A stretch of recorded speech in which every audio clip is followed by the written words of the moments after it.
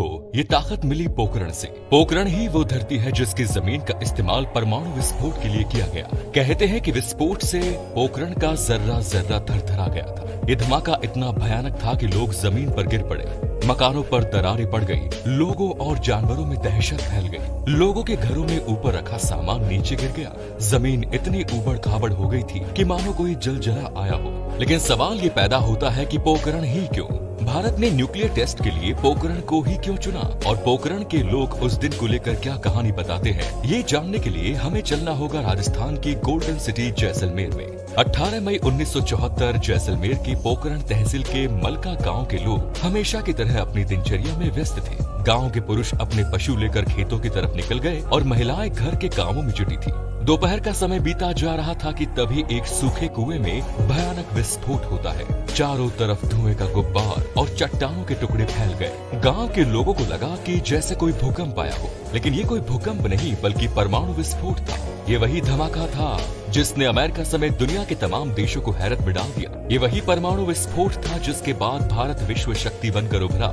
आज जिस देश के पास परमाणु हथियार है वो ताकतवर है और जिसके पास नहीं है वो कमजोर है। देश की राजधानी दिल्ली से करीब 800 किलोमीटर दूर राजस्थान के पश्चिम में है जैसलमेर जिला, जो अपने खूबसूरत मरुस्थल के लिए और हवेलियों के लिए राजस्थानी कल्चर के लिए भी मशहूर है। जैसलमेर राजस्थान का वो जिला है जिसका क्षेत्रफल सबसे ज्यादा है, लेकिन यहाँ जनसंख्या घनत्व सबसे कम है। सीधे शब्दों में समझे तो यहाँ जमीन ज्यादा है लेकिन उस पर रहने वाले लोग कम। ऐसा इसलिए क्योंकि जैसलमेर की धरती पर दूर दूर तक रेगिस्तान पसरा है। कुदरत ने जैसलमेर को नदी तो दी नहीं, ऊपर से अरावली पर्वतमाला बादलों को रोक देती है, जिससे रेगिस्तान के इस इलाके में बरसात ना के बराबर होती है। यही कारण था कि इस जमीन पर लोगों का नहीं बल्कि बेर और कैर जैसे झाड़ियों का बसेरा था। उस दौर में जैसलमेर के आसपास के गांव में तो कई एकड़ तक जमीन खाली पड़ी थी, जहां पर लोग अपनी गाय और भेड़ों और बकरियों को चराने के लिए छोड़ दिया करते थे। न्यूक्लियर टेस्ट करने वाले हमारे देश के वैज्ञानिक खुद ये नहीं जानते थे कि इस टेस्ट के बाद कितना नुकसान हो सकता है। इसलिए उन्हें एक ऐसी जगह की तलाश थी जहां की आबादी कम हो। उनकी ये तलाश खत्म हुई पोखरण में जाकर। जोधपुर और जैसलमेर के बीच बसा पोखरण इंडियन आर्मी की फील्ड फायरिंग रेंज है।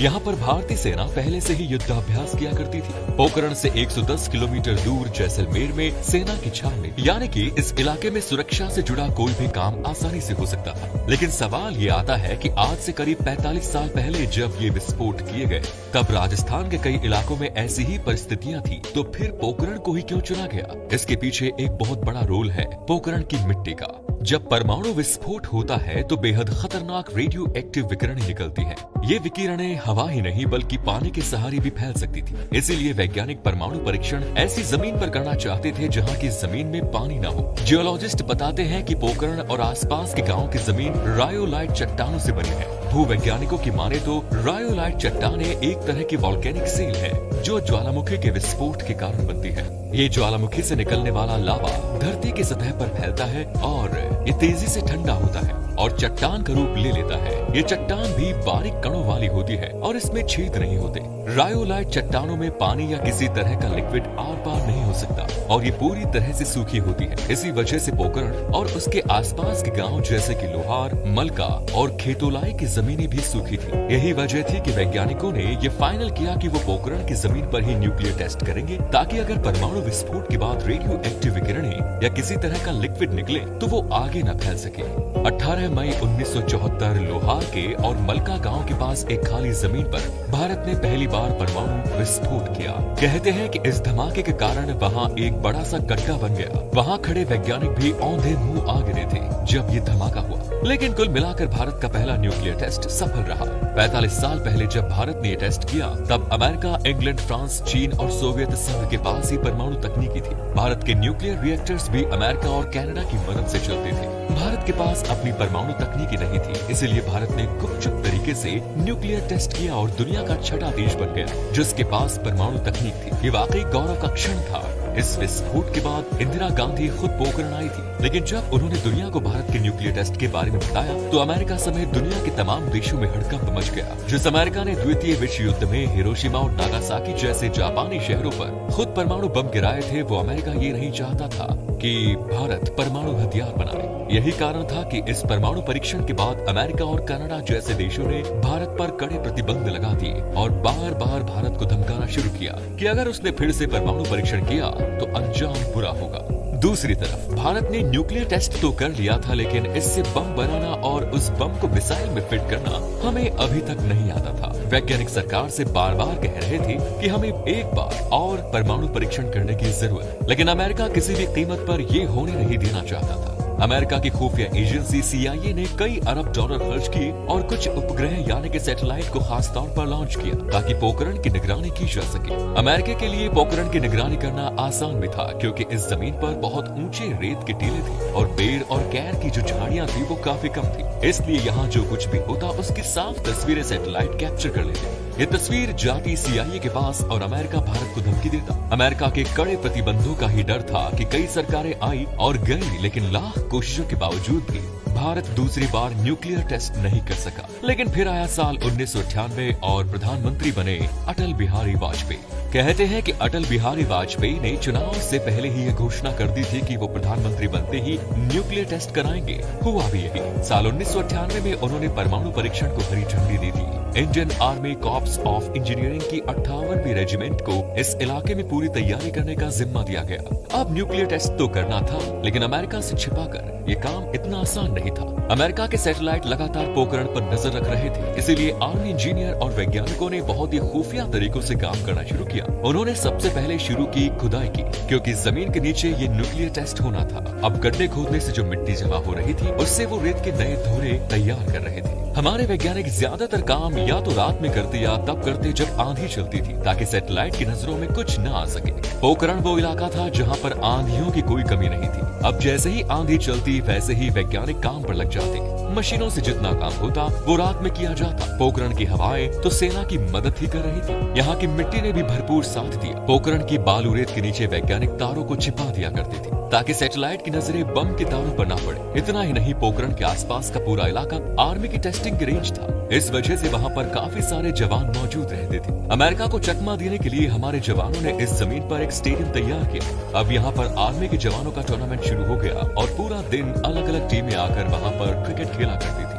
दरअसल ये टूर्नामेंट इंडियन आर्मी के प्लान का एक हिस्सा था। जब आधे जवान क्रिकेट खेलते थे तो बचे हुए जवान बम बनाने का काम करते थे। इस तरह से अमेरिका के सैटेलाइट को धोखा देकर भारत ने बम तो बना लिए, लेकिन दिक्कत ये थी कि इस बम से निकलने वाली रेडियो एक्टिव विकिरणों का क्या होगा। कहते हैं कि भारत ने जिन परमाणु बम का विस्फोट टेस्ट किया वो अमेरिका के लिटिल बॉय से 4 गुना ज्यादा ताकतवर थे। लिटिल बॉय उस न्यूक्लियर बम का नाम है जो अमेरिका ने जापान पर गिराया। अब वैज्ञानिकों को ये चिंता थी कि इस टेस्ट के कारण जो अल्फा बीटा और गामा रेज निकलेगी उसके कारण होने वाले नुकसान से बचा कैसे जाएगा।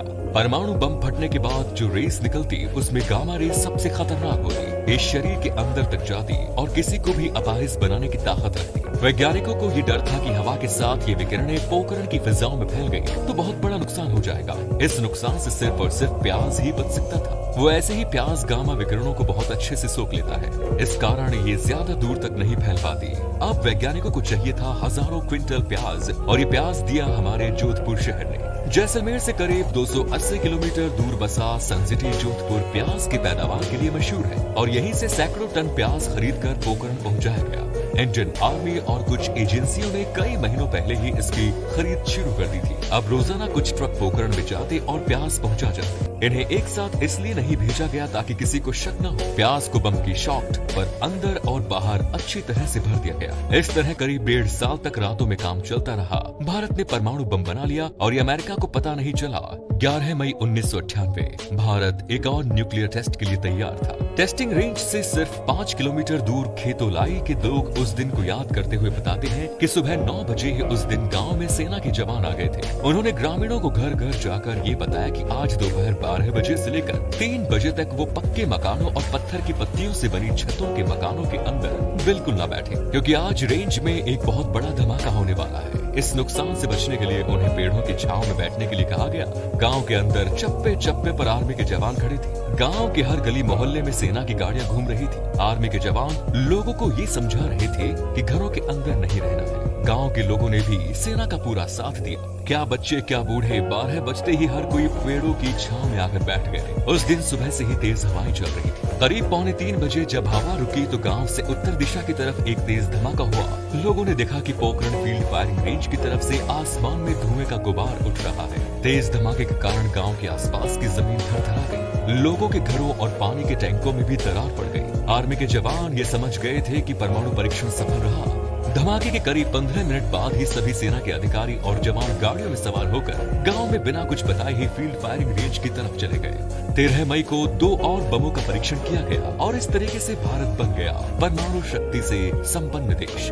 जहां पर न्यूक्लियर टेस्ट हुआ था वहां की 500 मीटर की जमीन को उस वक्त आर्मी ने कैप्चर कर लिया। कहते हैं कि इस विशाल गड्ढे को देखने के लिए खुद अटल बिहारी वाजपेयी पोखरण आए। इस पूरे मिशन की कमान थी हमारे देश के महान वैज्ञानिक एपीजे अब्दुल कलाम के हाथों में। परमाणु बम के परीक्षण के बाद एपीजे अब्दुल कलाम और अटल बिहारी वाजपेयी खेतोलाई गांव गए। अब्दुल कलाम ने गांव वालों का शुक्रिया अदा करते हुए कहा, आई लव खेतोलाई, क्योंकि इस टेस्ट की असली कीमत चुकाई थी खेतोलाई गांव के लोगों ने। बम बनाने के बाद आर्मी वैज्ञानिक सब वहां से चले गए, रह गए तो बस खेतोलाई के लोग। खेतोलाई के लोगों ने बिना किसी विरोध के भारतीय सेना को न्यूक्लियर टेस्ट करने के लिए अपनी धरती सौंप दी। लेकिन बदले में खेतोलाई को क्या मिला? आज कैसा है खेतोलाई और कैसा है वहाँ का जीवन? अगर आप जानना चाहते हैं तो कमेंट्स में जरूर बताएं। अगर हमारे दर्शक हमें खेतोलाई या लोहार या फिर पोखरण के किसी भी इलाके से देख रहे हैं, न्यूक्लियर टेस्ट से जुड़ी कोई डिटेल या कोई किस्सा हमें बताना चाहते हैं तो कमेंट्स में बता सकते हैं। और ऐसे ही मजेदार वीडियोस के लिए हमारे पेज को फॉलो करें। धन्यवाद।